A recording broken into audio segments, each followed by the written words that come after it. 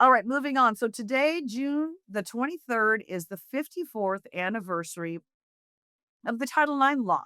This was the one that guaranteed girls would have equal access to the same opportunities in school, in the workplace, in educational scholarships, and of course, in sports.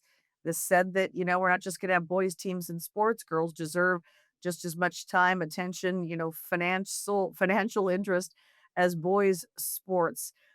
And it's interesting that this comes in the same week that we are expecting a huge ruling from the Supreme Court in a case out of Ohio and in, I believe that it's Idaho and Virginia, the two states that they kind of combined those Title IX challenges before the Supreme Court. And they said, you know, should transgender athletes be competing in girls' sports? Should we have biological males who identify as girls being allowed into our girls' private spaces? And of course, this has huge ramifications for every state. The Supreme Court of the United States makes a ruling like this, it impacts everybody.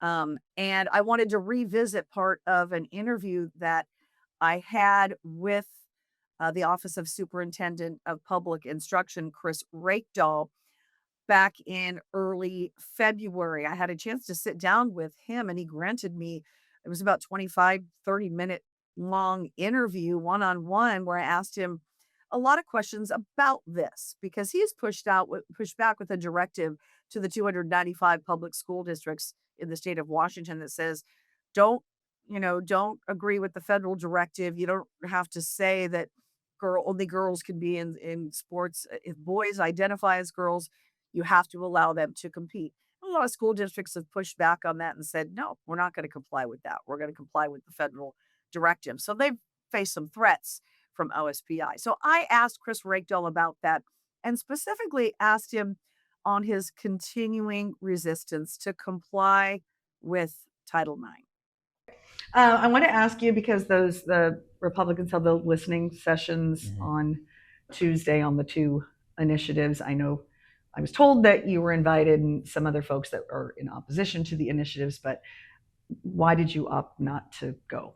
Well, I don't think we were invited to those, but I was told your office was invited.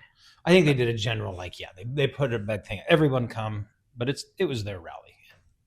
Well, I'm not talking about the rally, but the listening sessions afterwards, which, because the bills aren't getting hearings, there were a lot of folks there. Might that have given you an opportunity to sort of hear from some of the folks that I've heard? We get lots of feedback from folks. Okay. And I've read the initiatives and we're very familiar with them and they're similar content of the initiatives prior and the testimony last year. Listen, these are going to the voters, which is, I think, what the sponsors wanted. They want these to go to the voters because they're confident they're going to pass. That's exactly what they're getting. And so they can keep fighting in the legislature whether to have hearings or not, but it doesn't change the fact that the voters know what's in these. And there's going to get ample time to look at all those. And there's going to be a vote on those and probably litigation. And so those have got their own path. What about the two girls that have been most vocal in the movement? I know they've asked and called you out, like, we want to meet with you, sit down and hear our story because they feel that they have been victimized in all of this. Have you considered meeting with them or would you be willing to sit down with them and just hear their story? Because, they've had impacts because of the policies. There's no role we have in trying to address what happened when one of them used a derogatory term or called out at somebody. Like there's something that happened in a local school district that's the local school district figure out. I meet with students all the time on both sides of this. I'm happy to. I am not aware that they have said we would like to come meet with you or have a video call with you. I'm willing to do that. Okay. To listen because I listen to everybody, Right. But it doesn't change the fact that there is an initiative out there that people are on both sides of and the voters are going to get to decide and then it's going to get litigated very likely. Right. So now, it was after my conversation with Chris Rakedahl, Superintendent of Public Instruction here in Washington, where he agreed that he would meet with the two girls at the center of the fight. And to OSPI's credit, he did follow up and agreed to meet with the two families. Annalie Wilson and Frances Stott became the faces for this because these two girls basically stood up and said, I'm not okay with this. In the case for Frances, she refused in Tumwater to play against a biological male in the opposing basketball team, a boy who identified as a girl. And then in Annalise's case, she lost out on a state title in track because she ended up competing against a biological boy. She didn't know it was a biological boy at the time. And we've talked about any number of these cases, but these two girls really became the face of this. And they both told me in that meeting I had with them on April the 1st. We put the story up on April 2nd, a day after they had the meeting and sat down for the first time with Superintendent Chris Rakedahl. And they explained to me why they felt it was so important to be public in this fight and really become the face of it, despite what it has cost them personally. I think we keep going because this is important to us, but also like it's important to show him that we're not just gonna back down because he wants to say something that this isn't gonna do anything or I can't do anything or that doesn't matter to us because I know that he can. So I will say for me, like, we know we're right. Like we know this is the truth.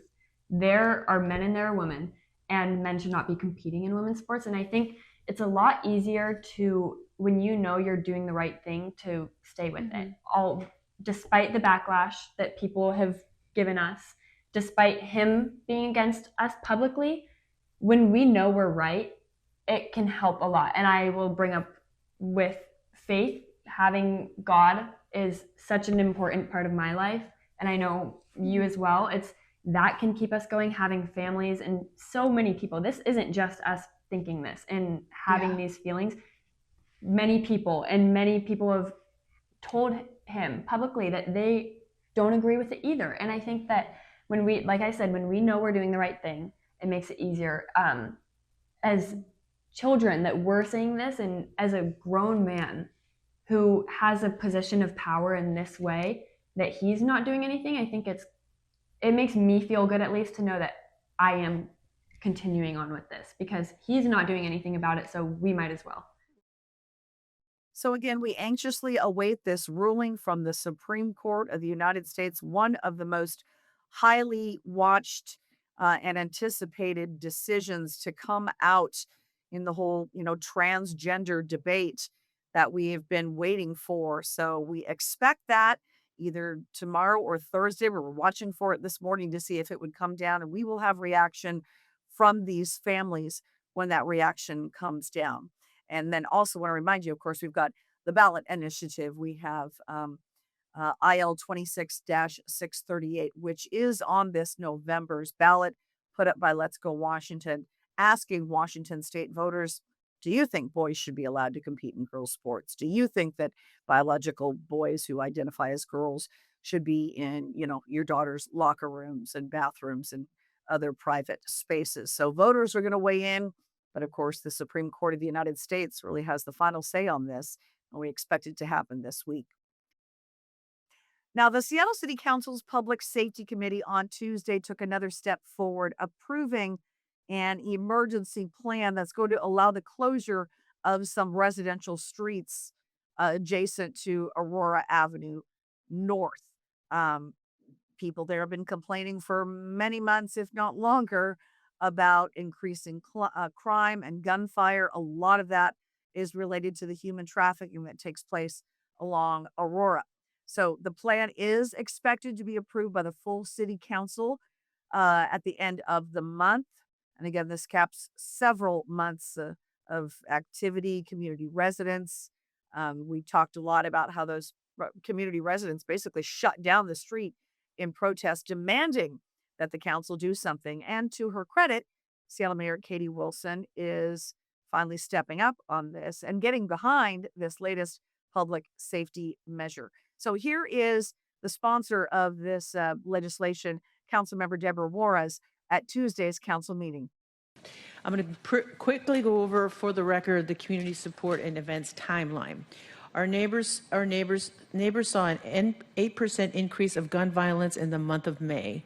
Recent shootings have taken place further into neighborhoods as crime-related vehicles park and wait in neighborhoods rather than Aurora itself. Neighbors held public safety meetings and walks with city officials and called for the streets to be shut down.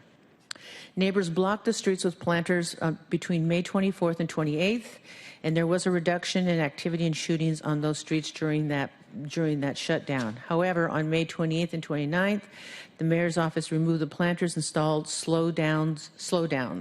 I don't know why they're called slowdowns, but okay. In any event, the shootings returned May 30th to June 1st. So on June 11th, the mayor's office announced to close roads from 95th to 102nd Street and increase police presence. Now, critics in recent weeks that we have spoken to on this say they want to get to the root of the actual problem. I know when it comes to human trafficking, the prostitution, many of them of underage girls along this stretch, they believe you got to shut that down or we're just going to move it somewhere else. Kind of like moving the, you know, homeless folks in encampments from one area and then they pop up 2 days later in another part of town. So they want the traffickers of these women dealt with. Advocates I've been speaking to that help victims of human trafficking say you got to go after these guys and you got to go after the Johns and you have to help the victims and get them out of the life and, you know, partner with them long term. Otherwise, we're just going to keep shifting this problem from one part of town to the next. Now, there is another World Cup match in Seattle on Friday, but there's a lot more attention to this on some folks calling it the Pride match. And there are demonstrations planned at this point. Iran's going to be playing Egypt in Seattle on Friday.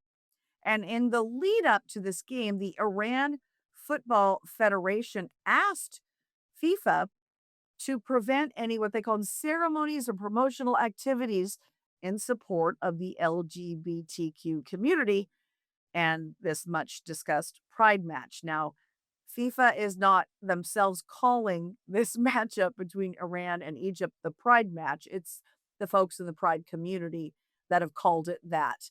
And they decided that whatever match was held on this day was going to be the Pride match. It's the weekend before the big Pride events in Seattle this weekend.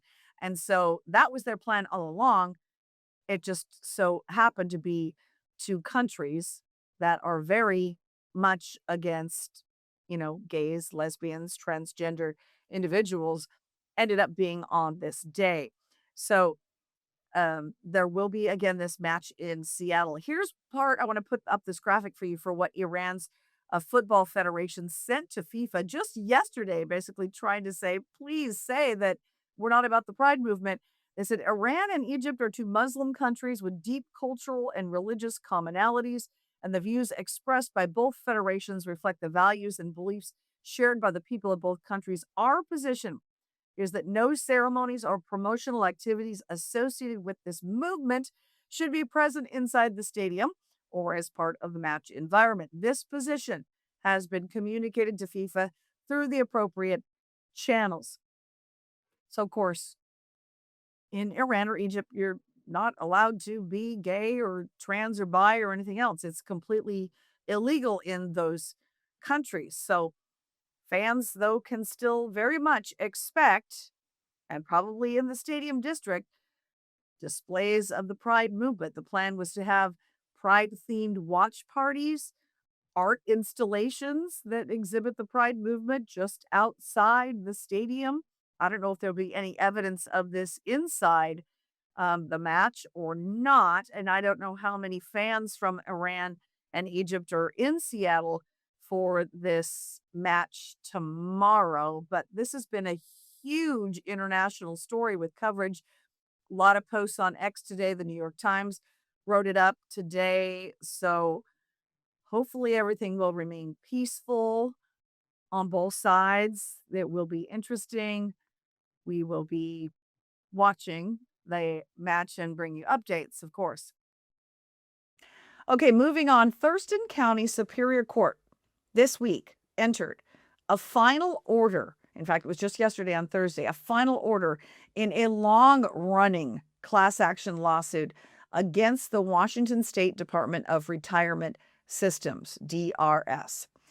This order requires DRS to return $120 million of skimmed interest money and investment returns into the retirement accounts of 26,000 public school teachers in the state of Washington through the TERS Plan 3, the TRS Plan 3.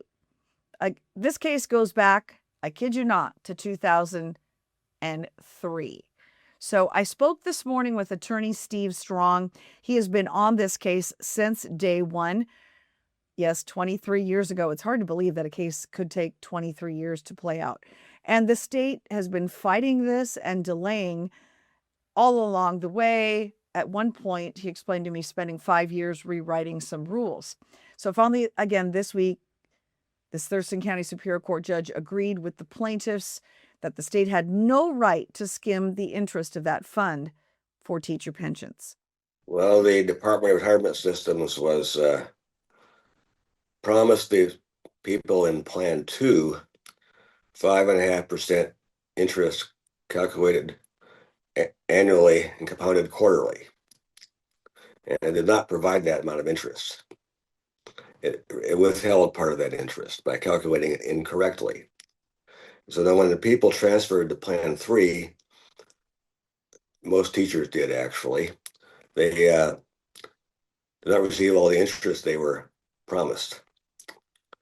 And we brought this case in order to recover that interest. And the money has been held by the state all that time since then. So it's been invested by the state and earned a lot of money. So the amount of money that was originally withheld was $12 or $13 million.